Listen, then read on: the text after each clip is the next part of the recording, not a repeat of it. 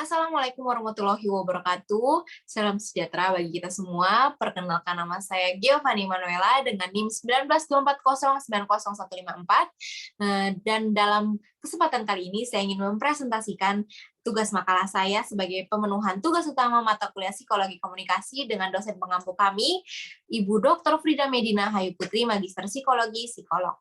Sehubungan dengan tugas tersebut, kami mendapat tema mengenai perilaku manusia di dunia maya versus di dunia nyata ditinjau dari perspektif teori psikologi komunikasi, sehingga saya mengangkat judul dampak penggunaan media sosial terhadap komunikasi interpersonal.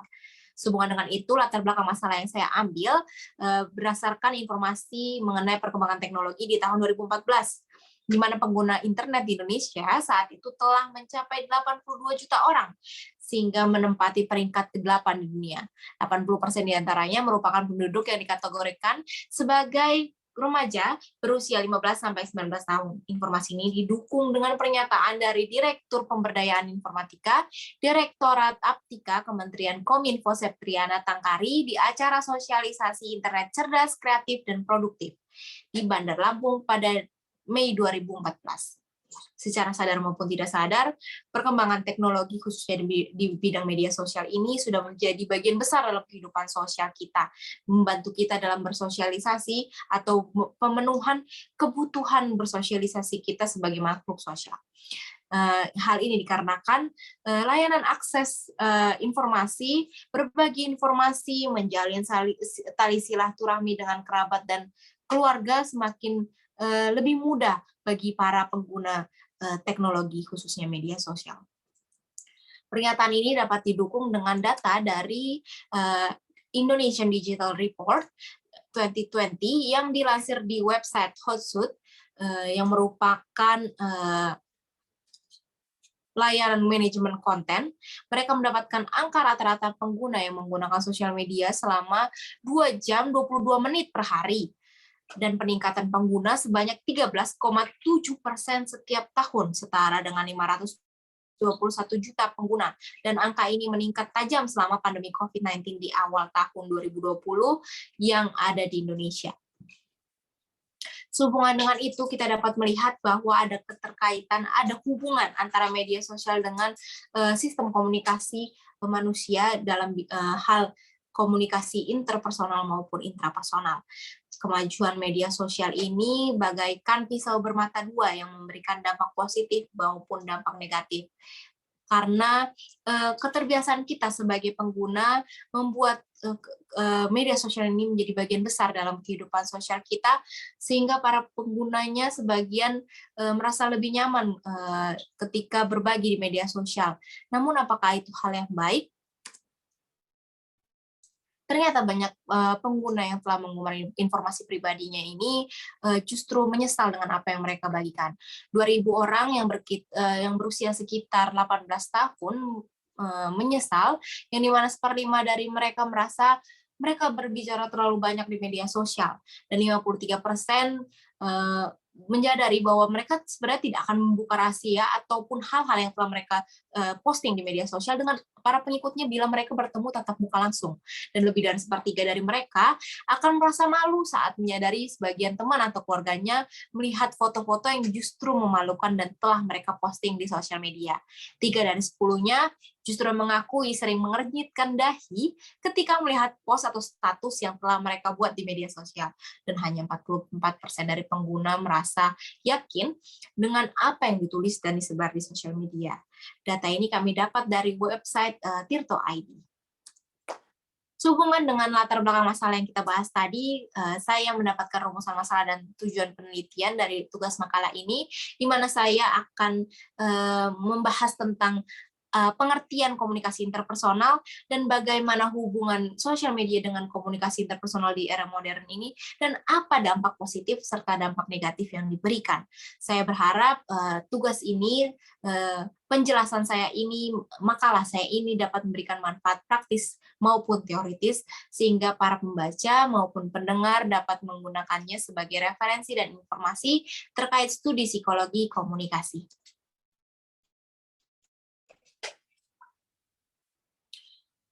Pertama-tama kita akan bahas tentang komunikasi interpersonal. Komunikasi interpersonal ini merupakan interaksi tatap muka di antara dua atau lebih orang, di mana pelaku komunikasi dapat menyampaikan pesan yang dimaksud secara langsung dan ditanggapi secara langsung pula oleh penerima pesan. Komunikasi interpersonal ini dibangun atas dasar pemenuhan kebutuhan sebagai makhluk sosial dalam menjalin hubungan dan ikatan emosional secara afektif eksploratif. Nah, komunikasi interpersonal ini ternyata juga mempengaruhi komunikasi intrapersonal.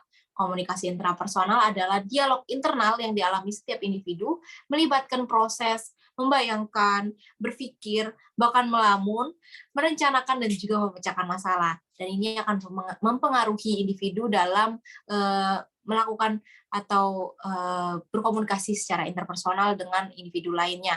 Nah, sedangkan tujuan komunikasi interpersonal ini bertujuan untuk saling berbagi ide, berbagi informasi, bekerja sama, dan berkomunikasi dengan individu lainnya. Sehubungan dengan itu, saya akan bahas lebih lanjut mengenai pengertian komunikasi interpersonal menurut para ahli. Seperti apa yang kita telah bahas tadi tentang komunikasi interpersonal, Agus M. Harjana berpendapat bahwa komunikasi interpersonal adalah interaksi tatap muka antara dua atau beberapa orang di mana pengirim dapat menyampaikan pesan dan penerima pesan dapat menerima dan menanggapinya secara langsung. Teorinya didukung oleh Mulyana, di mana komunikasi interpersonal ini merupakan komunikasi secara tatap muka yang memungkinkan setiap pesertanya menangkap reaksi orang lain secara langsung, baik secara verbal maupun non-verbal. Adapun tahapan dalam membangun sistem komunikasi interpersonal meliputi kontak, keterlibatan, keakraban, perusakan, dan pemutusan menurut De Vito. Dan menurut Berger, cara terpenting untuk membangun hubungan interpersonal adalah melalui komunikasi. Dan bentuk komunikasi interpersonal ini bisa dilakukan secara pasif, aktif, maupun interaktif. Dan media sosial inilah yang membantu para masyarakat, individu untuk mempermudah komunikasi interpersonal ini. Sehubungan dengan itu, kita akan bahas lebih lanjut terkait perkembangan teknologi dan sosial media di kalangan masyarakat. Perkembangan teknologi ini mempengaruhi interaksi antar manusia. Sehubungan dengan itu, adapun pernyataan dari Schaaf, Martin, dan Gay, yang dimana mereka menjelaskan terkait interaksi antar manusia yang dibantu oleh sosial media, dibantu oleh kemajuan teknologi, sehingga hal-hal ini dan dampak-dampak positif maupun negatifnya tidak dapat diabaikan. Karena para penggunanya semakin merasa akrab dengan sosial media, merasa ini sangat membantu kehidupan sosial mereka, karena sosial media terus menawarkan fitur-fitur yang mempermudah penggunanya dan terus berkembang dan ini juga terus berkembang di berbagai negara. Fitur-fitur menarik ini kita rasakan langsung saat kita menggunakan aplikasi YouTube misalnya, Twitter, Facebook, Instagram, dan secara sadar maupun tidak sadar, kenyamanan kita ketika menggunakan sosial media ini membuat sebagian besar para pengguna merasa akrab dan merasa lebih baik ketika menggunakan sosial media, dan ini justru mengurangi interaksi interpersonal mereka dengan individu lainnya secara langsung. Sehubungan dengan itu, saya membahas media sosial dan hubungannya dengan komunikasi interpersonal si pengguna media sosial ini. Dalam pembahasan kali ini, menurut Suranto, komunikasi interpersonal secara tatap muka memungkinkan balikan atau respon dapat diketahui dengan segera atau mendapatkan instant feedback, dan ini sangat dibantu oleh media sosial. Dan menurut Abraham Maslow, komunikasi interpersonal melalui media sosial ini membantu manusia sebagai makhluk sosial untuk memenuhi berbagai macam kebutuhan, khususnya kebutuhan dasar yang berupa kebutuhan bersosialisasi, berkomunikasi. Menurut William Schatz, terdapat 3 kebutuhan dasar dari hubungan interpersonal, yaitu afeksi, inklusif, dan kontrol. Kebutuhan afeksi ini merupakan memberi dan mendapatkan kasih sayang atau mendapatkan pengakuan, sedangkan kebutuhan inklusif ini merupakan keinginan untuk menjadi bagian dari kelompok sosial tertentu, tertentu. Dan yang terakhir mengenai kontrol, ini bagaimana individu dapat mengontrol dirinya atau memberikan pengaruh terhadap kelompok lain di sekitarnya atau peristiwa di sekitarnya. Dan media sosial ini pastinya membantu memelihara hubungan dan komunikasi yang efektif di antara individu.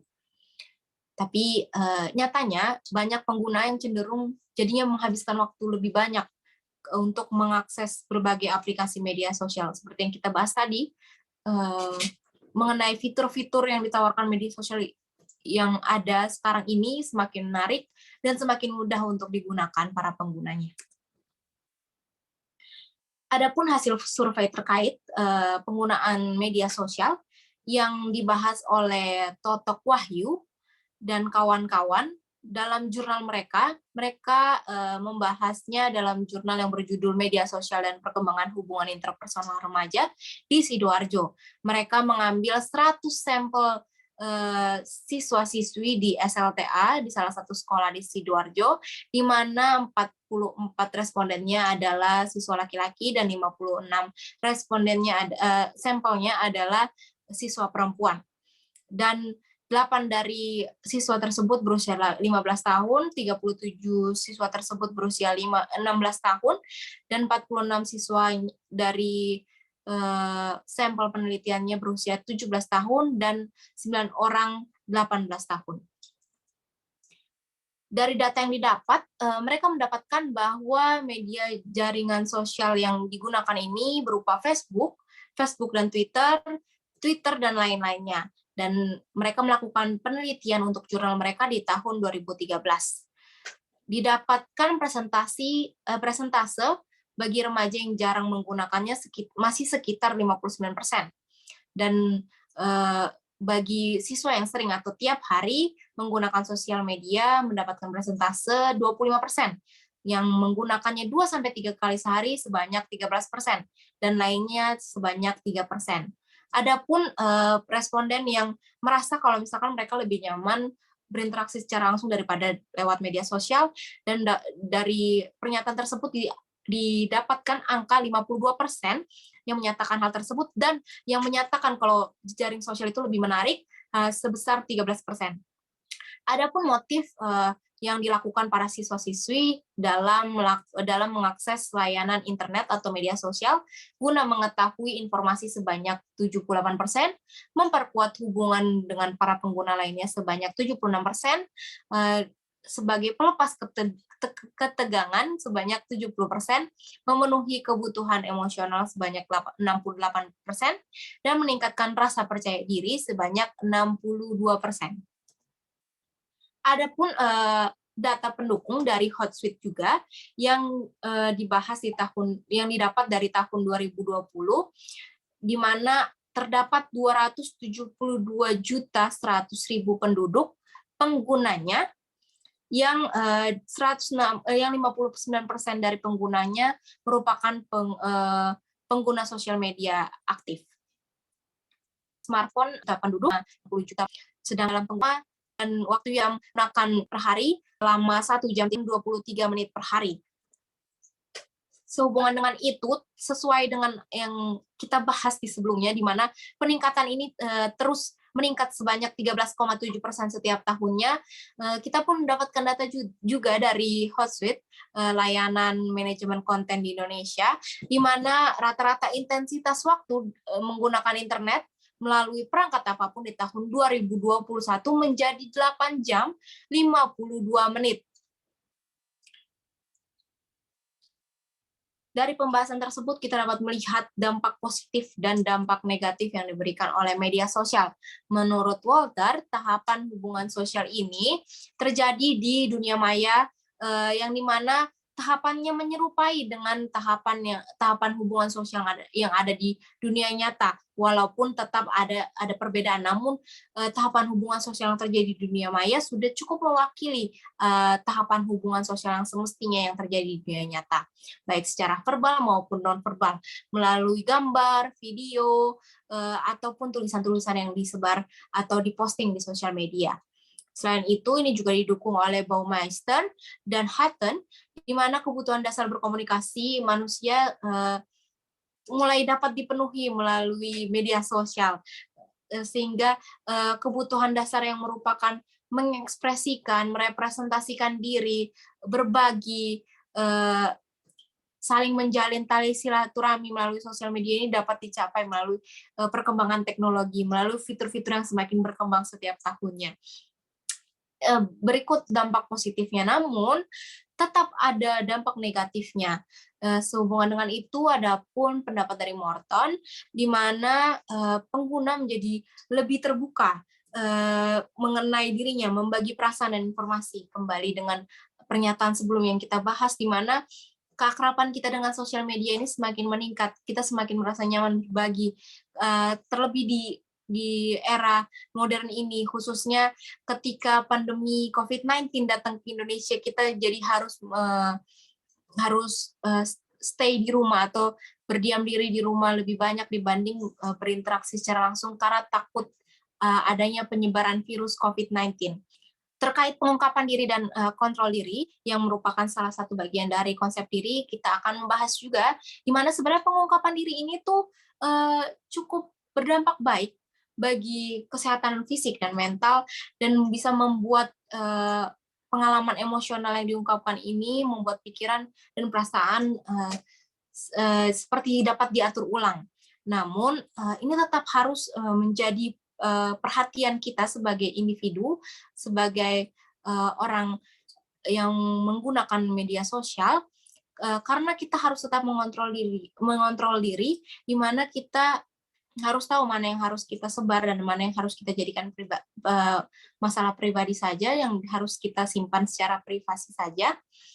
Seperti apa yang dijelaskan oleh Gufron dan Suminta, di mana semakin bertambahnya usia, kita seharusnya semakin bijak dengan apa yang kita lontarkan melalui kata-kata, melalui perlakuan.